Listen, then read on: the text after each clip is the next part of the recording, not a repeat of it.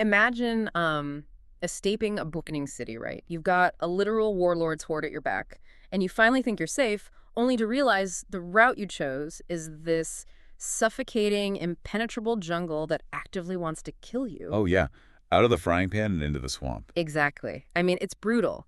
You're listening to our deep dive today, and we are unpacking a stack of session transcripts, audio logs, and GM notes from a really chaotic session of the Barbarians of Lemuria tabletop role-playing game. And, this isn't just a standard session. It's session 4 of the overall campaign.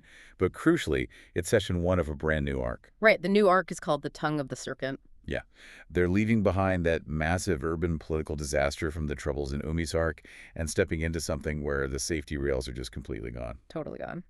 So our mission today is to break down this brutal jungle survival session. Right. We're going to spotlight how the players are handling this really jarring transition from urban espionage to, well, wilderness horror. It really is horror. Yeah. We could look at what they're doing right, where their tactics are just entirely falling apart. And discuss exactly where the GM is secretly steering this chaotic train. Yeah, the GM's notes are a goldmine for that. It's a fascinating study in player psychology, honestly. When you listen to the audio, you can literally hear the exhaustion in their voices. Oh, 100%. Their characters are battered, they're bleeding, and as they step into this bruised green light of the quashed jungle, they really have no idea what they're walking into. They can still smell the smoke of the burning city behind them. It's such a vivid sensory detail in the notes. It is. So right off the bat, they desperately need a plan. Caliban Slickfingers, who is, the pragmatic thief of the group, gets down in the dirt and draws what the notes call a mud map. Yeah, a mud map. Yeah. And if you look at the options he lays out for the party, they are uniformly grim. Just terrible options. Right. To the south is Satarla. But Caliban is wanted there, so that's basically a hangman's noose waiting for him. Then to the east, you have the Plains of Klar, which is crawling with the Baroxai horde. Exactly. And that horde is actively hunting Alina. So that's out. Yeah. Then deep south is the Festral Swamps, heavily populated by the Yellow Druids. Which is the exact death cult they just barely escaped from. Yeah. And finally, to the north, there are the haunted ruins of Kor. So, okay, looking at this setup, it feels like surviving a high-stakes casino heist movie, only to walk out the back door and realize you're suddenly in a hardcore survival horror game. That's a great way to put it. But I have to ask, is the GM actually giving them a choice here? I mean, he's just presenting 4 different flavors of certain death to force them deep into the quash, right? Well, it does look like an illusion of choice. It's a common technique. Mm-hmm. But I'd argue the GM is doing something much more sophisticated mechanically. Oh, really? How so? In tabletop gaming, there's this concept called a hex crawl. You navigate a map tile by tile, and the environment itself acts as the antagonist.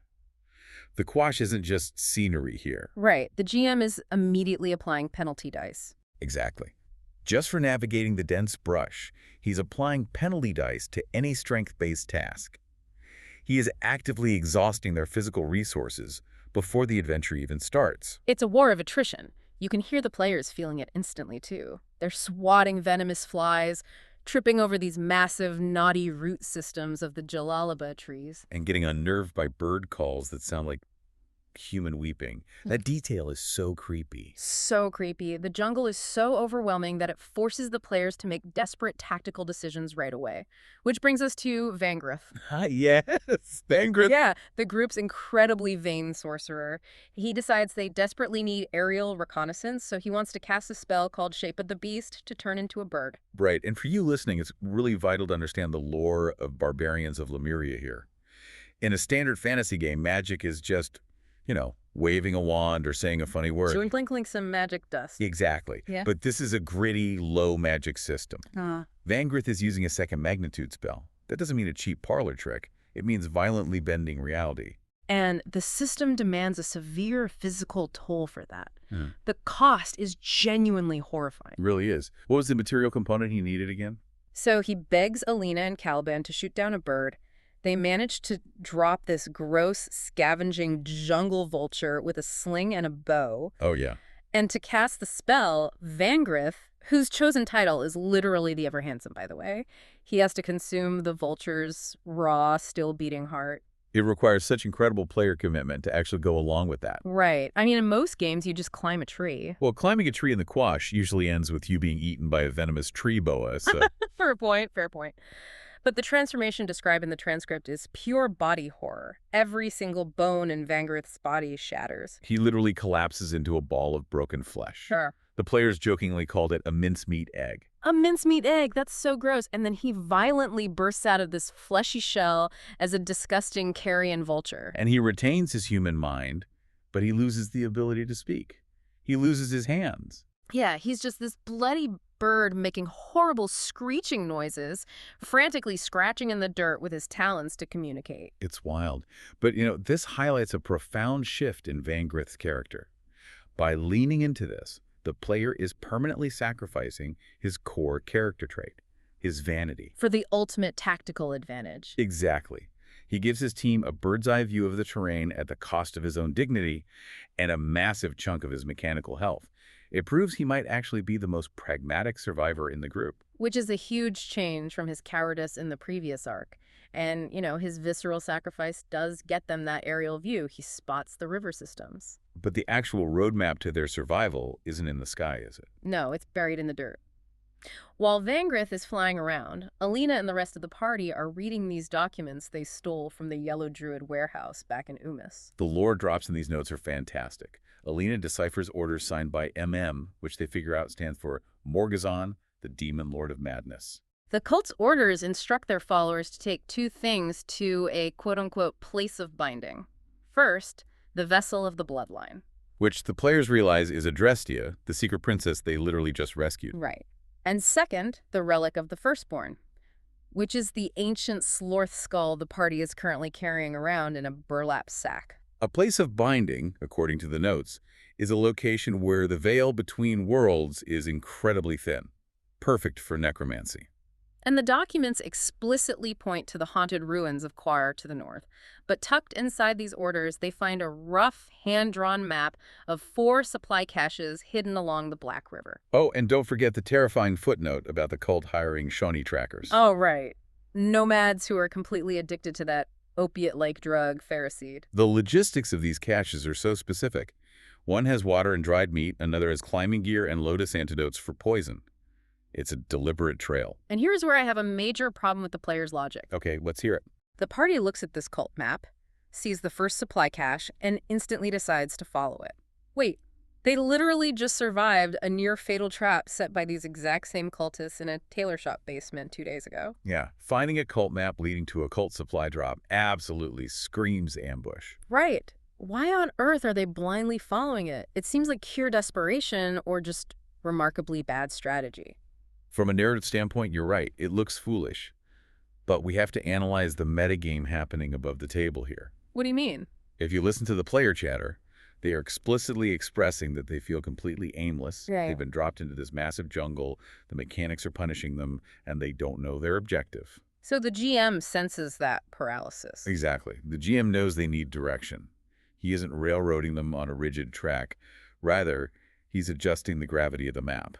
Oh, so he places the water and food exactly where he needs them to go. Yes, and he watches them inevitably roll downhill toward the trap. The players are so desperate for resources that their sunk cost fallacy kicks in. They just take the bait, which pulls them up the Black River, deeper into the jungle, straight toward those ruins of Quar. But as you know, when you roll downhill toward a trap, you eventually hit the bottom. And the bottom here is the Black River itself. They reach the bank and spot the first supply cache on the opposite side, but crossing the river isn't a simple swim. No, it's blocked by this quasi-natural bridge of huge, jagged obsidian rocks jutting out of the water. And this crossing goes horribly wrong. Caliban, the agile thief, bounds across easily, but Alina, who is a desert nomad, mind you, entirely unaccustomed to slick, mossy rocks, fails her agility roll. She slips, hits the rock, and splashes right into the dark water. And if you've ever played a tabletop game, you know the absolute dread of a failed movement check. It's the classic don't split the party rule, instantly punished by gravity, because the moment she hits the water, the game punishes her. Those large, rotting logs drifting in the river suddenly roll over. Yep, giant, heavily armored prehistoric crocodiles. Crop eaters. And an ambush is instantly triggered. This combat sequence is so revealing. When we look at the group's dynamics, we have to talk about the missing piece of the puzzle here. Arnmure, Right, the pirate character. His player couldn't make this session. which is a huge deal. In gaming terms, Arnmure is their tank. He's the human shield designed to absorb damage. Without him, the whole ecosystem of the party breaks down. It's pure panic on the riverbank. Caliban is stranded on the far side. Alina is thrashing in the water with a monster trying to death roll her leg. So Gore, the gladiator, and Adrestia have to jump into the fray. And I gotta give Gore credit here. He doesn't even have his signature gladiator weapon anymore, but he steps up with pure aggression. He does. He grabs a borrowed sword, charges into the shallows, and manages a massive strike that pierces the crocator's soft underbelly. I mean, you call it stepping up, but charging a prehistoric crocodile without your primary weapon is really just a panicked response. Uh-huh. Well, true. They got incredibly lucky with his dice roll resulting in massive damage. If he had missed, he would have been dragged under next. That's a fair point. But it proves he can at least temporarily anchor the front line. And we shouldn't overlook Adrestia here either. She transitions beautifully from the passive rescued hostage role into an active combatant. Absolutely. But honestly, despite being actively dragged underwater, the true MVP of the encounter is Alina. Oh, without a doubt. She manages to draw her bow, and she decides to burn a hero point to ensure her arrow hits. And she shoots the monster straight through the eye, killing it instantly. Just like she did with the cult leader in the last session. Yeah. But we need to explain what burning a hero point actually means for you listening. Yeah, please do. A hero point is a player's rarest resource in this system. It's literally a get-out-of-jail-free card to alter reality in your favor. So burning it here, just in a random river encounter, is a huge deal. It proves she's prioritizing immediate desperate survival over her future safety. It's phenomenal martial prowess, but she is highly vulnerable for the rest of the session now. Well, the tactic works. The remaining crocators see their alpha get brained, and they slither backward into the dark water. The party secures the cache. And what do they actually find in it? They find 6 full water skins, 5 days of dried meat, fire kits, and torches.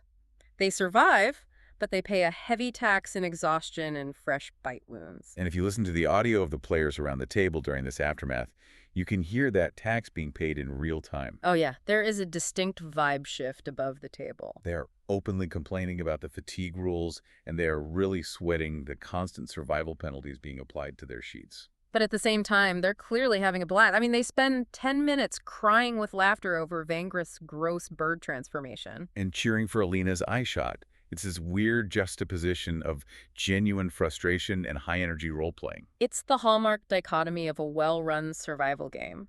The players are feeling the mechanical weight of the jungle pressing down on them. And the GM is doing this so deliberately. He casually mentions landmarks off in the distance, like Gesherak's Tower and Ancient Wizard's Keep. Right, just to tantalize them with high fantasy locations amidst all the mundane mud. But I want your professional opinion on this. Okay. Reading the logs feels almost sadistic. As an observer, do you think the GM is being too harsh with the jungle mechanics? It's an absolutely necessary evil, I think. Really? You don't think it's too punitive? No, because what we're witnessing is a masterclass in retraining player expectations.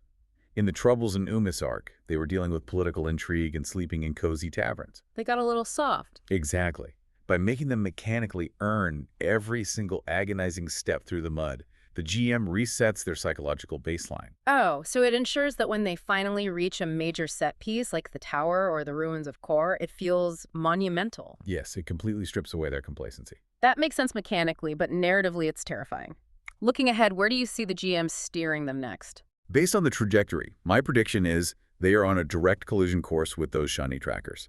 The party is bleeding, they're loud, they're exhausted. And heading into the most dangerous territory on the map. The GM has perfectly primed them for a hunting sequence where they are the prey. Wow. So bringing this all back to our core theme, this session proves the party has successfully, albeit messily, transitioned into the gritty survival mode of the new arc. They are battered, Alina is soaking wet, Vangrith is literally eating bones, but they're surviving. And why should you, the listener, care about all this? Because the magic of tabletop role-playing isn't in perfect plans. If everything went right, it would be a boring story. Exactly.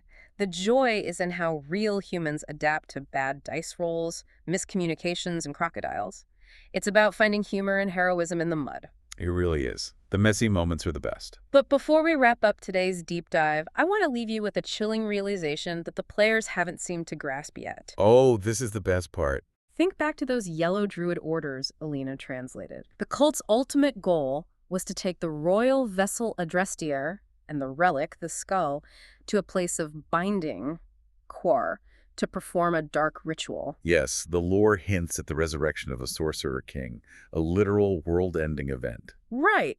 Well, look at the party's current inventory. They have Adrestio walking right alongside them, and they're carrying the Slorth skull in Caliban's bag. It's a brilliant, terrifying irony. And by deciding to follow the cult's map up the river, they are marching themselves directly toward Kor. They really are. Have our heroes, through sheer desperate survival instinct, accidentally become the exact delivery service the cult wanted all along? Huh. They're fighting tooth and nail just to walk the apocalypse right up to the front door. It's a terrifying thought, and something for you to mull over until our next deep dive into the campaign.